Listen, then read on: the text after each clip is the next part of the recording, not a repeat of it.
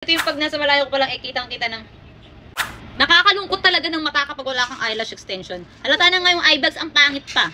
Kaya naman nagmamaganda tayo kasi napakarami kong baby lash extension dito. Oh. Ayan oh, ang dami talaga nito. Kaya naman tara, samahan nyo ako na maglagay nito daw. Napakadali ng neto gamit. Oo nga pala, 99 pesos ko lang nabili ang bawat isa neto at meron na itong kasamang tweezer at saka meron na rin glue.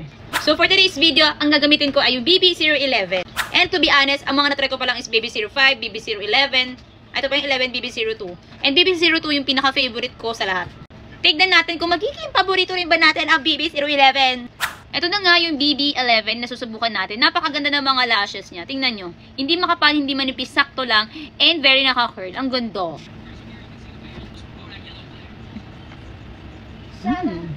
Grabe. Ang ganda pala ng BB11 ah. Ito yung pag nasa malayuan ka palang kitang-kita na yung pilik mata mo. Ganun siya kaganda.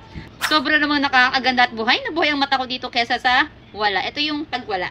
See? Nakita nyo yung diferensya niya, di ba? Kaya talagang eyelash extension is life. So, ito na nga. Natapos ko na nga yung paglalagay ko. Ang ganda. BB011 may bago na naman favorite ang person. Gusto nyo nga nito, ilalagay ko na yung link dyan sa baba.